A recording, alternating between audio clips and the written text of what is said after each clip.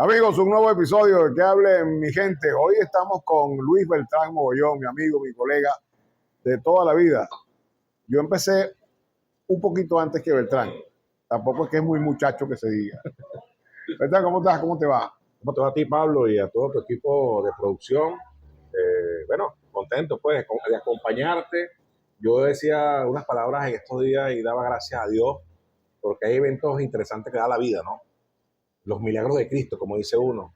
Me tocó a mí, me levantó, te tocó a ti, te levantó, y a nuestro compañero Edgar Alexis Brizuela lo levantó, que hoy, por cierto, salió al aire ya. Leí en el grupo de locutores que el hombre estaba en el aire a partir de hoy. Sí, algo muy significativo y que nos reencuentra en tu podcast hoy en día, hablar de lo que nos gusta, lo que es una pasión. Vamos a hablar de béisbol, vida, vamos a hablar vamos a hablar del deporte, vamos a hablar también del Día del Locutor que está ya cerquita. Bueno, tenemos bastante que hablar en el programa de hoy, pero vamos a conversar con la temporada de béisbol profesional de Venezuela. Hay una paridad, una cercanía, los números están chiquiticos todos los equipos, a pesar de que hay las distancias convencionales, pero eso tiene una lectura y yo quisiéramos compartir contigo cuál es la interpretación que le das tú a esta serie, cómo la ves esta temporada. Siento que la calidad se ha renovado, hay tanto los nuevos peloteros, estrellas que vienen a uniformarse en 2025 a Venezuela, que creo que hay un impacto interesante en que esas estrellas puedan venir y se uniformen. Te voy a decir algo clave de los últimos años. Los últimos 4 años de nuestra pelota influye mucho el levantamiento de las sanciones de la OFAC a los Tigres de Aragua y los Navegantes del Magallanes. Después de ese levantamiento de sanciones, Aragua pudo adicionar a sus peloteros que tienen en Estados Unidos, a los jugadores, a sus máximas estrellas, a los que vienen en proyección y los que estaban establecidos en las grandes ligas, igual los Tigres de Aragua. Hoy los Tigres de Aragua, bueno, lo visualizo con un futuro grande hasta llegar a la final. Primero, que tiene el mejor manager de la pelota profesional de Venezuela, que sin duda alguna es Osvaldo Guillén, y lo dijo al inicio de campaña. ¿Por qué? Bueno, los Tigres le colocaron unas piezas fundamentales, y para nadie es un secreto que el mes de octubre es clave para clasificar a postemporada. Los Tigres tuvieron un slump, creo que de 5 derrotas consecutivas, y todavía están viviendo de la renta, están en los primeros lugares compartiendo con las Águilas del Zulia. Sin embargo, ya el Caracas adicionó piezas fundamentales, que tiene un problema grave en el picheo, mucha crítica para cómo están manejando las cosas José Alguacil. En cualquier momento puede haber un cambio si no reacciona.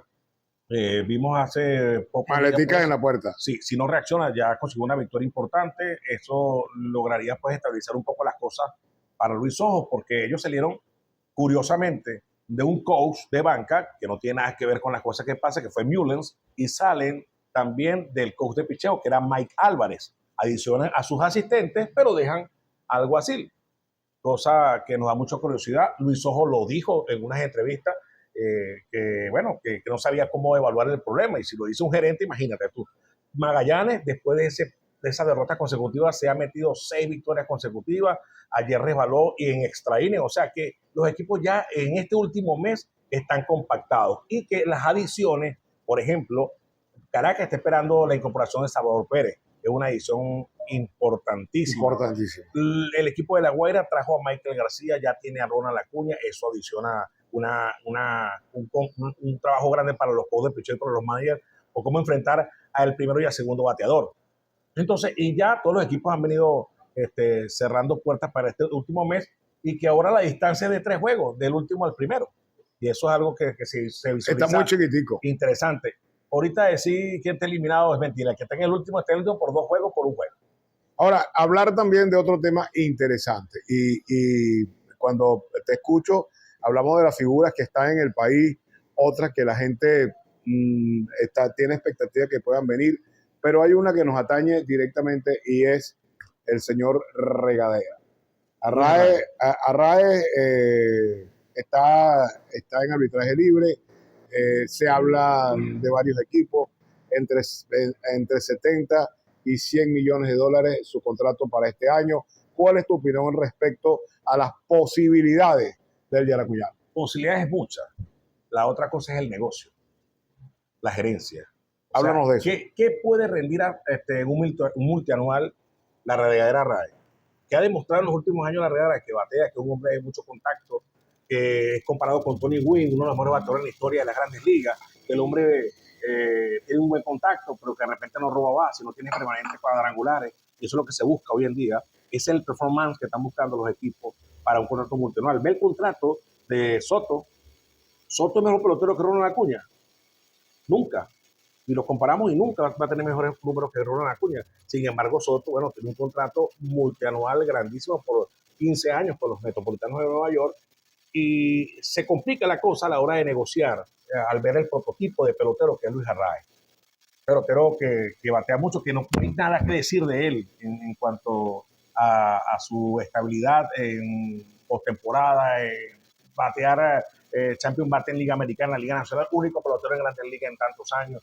O sea, para decir que es un pelotero completo, en un momento de batear hit y todas esas cosas, pero de repente el que va a firmar, el que va a hacer el negocio dice, no, pero es que no me robaba la base, no me conecte cuadrangulares. Entonces se complica un poco las cosas para el yaracuyano, pero no llega, ¿tú crees que no llega a 100 millones de dólares? Es que no se puede hablar de cifras en este momento, porque ofertas pueden haber. O sea, su agente es el que va a discutir el multianual si se da para Luis Arraez. Curiosamente, si nosotros hablamos de Luis Arraez, perdió un arbitraje salarial con Minnesota.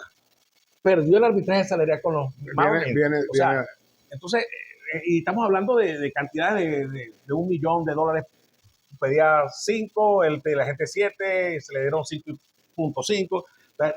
No ganó el arbitraje salarial ni con Minnesota en la Liga Americana, ni con los Marlins, con los Padres. Ha hecho, bueno, desastres con el bate, todos sabemos que está hecho para grandes cosas, pero hoy en día la visibilidad que tienen los agentes, los dueños de equipo, es un hombre que te saque 40 pelotas en una temporada, 50 jonrones, te robe 40 bases, y eso es lo que está buscando.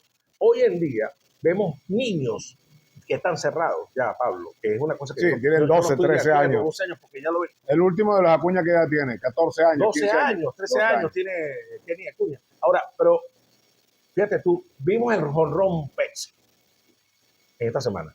Vimos jonrón Pepsi. Un jovencito. Claro, 14 años. De apellido Rentería, 16 años. 16 años. Rentería. Echó 18 palos. En la primera ronda. Sí. Por encima de Salvador Pérez, un hombre que está establecido, el mejor sector de Venezuela, en la historia de las grandes ligas. Pero es que la cosa es la confianza, lo que demostró de apenas 16 años de edad. O sea, ¿desde cuándo está cerrado ese muchacho? ¿De cuándo lo vienen trabajando? O sea, son cosas que ya MLB ha cambiado en el tema de contratos. Pero Luis Arraez, bueno, es el mejor que tenemos en la historia de Yaracuy en cuanto a bateador se refiere. Un tema que me parece interesante porque hemos visto crecer el béisbol profesional de Venezuela, a pesar de la crisis, a pesar de la pandemia, en medio de todas las dificultades. Las últimas 4 temporadas ha estado de nivel. El béisbol profesional de Venezuela ha crecido. Pero hay un detalle que me gustaría también explorar contigo, sin ánimo de hacer una crítica despectiva o caer en aspectos negativos de nuestro comentario. Pero percibo que como que los peloteros superan la calidad técnica de los árbitros venezolanos.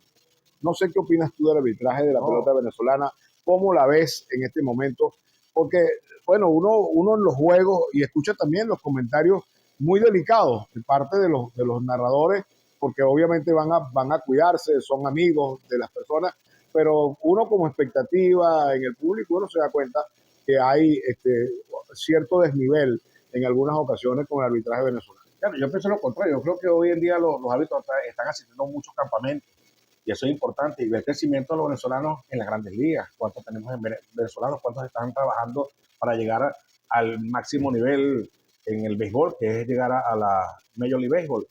Yo creo lo contrario, hay muchos jovencitos junto a la calidad de ya los veteranos, pues los que tienen tiempo en el béisbol, dando de qué hablar. Bueno, los fanáticos es una cosa, en las bolas uno como fanático, sí. Las bolas los extrae, la sentencia, ahora las jugadas de reglas se interpretan con la bola se interpreta con el corazón. Hay un detalle, el comentarista o el narrador que está hablando de la crítica, si está preparado o no para criticar una regla, ¿entiendes? Hemos visto casos también donde los narradores no saben lo que están diciendo. Depende del circuito y depende del comentarista que lo esté expresando en ese momento. Pero yo creo que el crecimiento de Venezuela entre árbitros va creciendo cada día. De hecho, tenemos una mujer árbitro hoy en día en la Liga Venezolana de Béisbol Profesional. Hablemos ahora de un tema que nos inquieta y que nos gusta. Viene el Día Nacional del Locutor en homenaje al gran Renio Tolina. Nosotros los locutores, años atrás, este día nos pasaba por debajo de la mesa y muy pocos de nosotros lo celebrábamos con mucha humildad, pero sí lo celebrábamos y bien celebrado. Claro que sí. Y bien celebrado. Sin embargo, ahí hoy nos hemos agrupado, la gente lo ha entendido así y hay una nueva generación de profesionales de la radio que cada ratico uno les dice, miren muchachos, hay que leer, hay que preocuparse por aprender, por desarrollarse. Lo decía en estos días, en este mismo programa, a veces escucho programas de radio que me hacen doler los oídos porque, bueno, todavía escuchamos Aiga y estábamos en algunos. Hey, y no te estoy hablando solamente de las personas que no puedan tener algún nivel académico, estoy hablando de personas que son hasta educadores. Que hacen radio. Sí, que hacen radio. Ese es un tema interesante. ¿Cómo está el tema? Tú que estás activo, yo estoy medio activo, pero tú que estás activo, que estás en radio, diriges un circuito importante, ¿cómo está la situación con los locutores en el Estado? Los locutores especialistas, los locutores tradicionales, el locutor deportivo. ¿Hay relevo en la locución deportiva yaracuyana?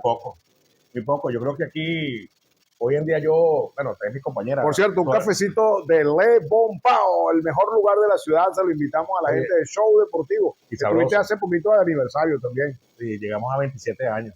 Bueno, no, te iba a decir que... Tampoco es que es muy muchachito el niño. Tengo 50, eso no se oculta. El tema de la generación relevo en deporte es complicada.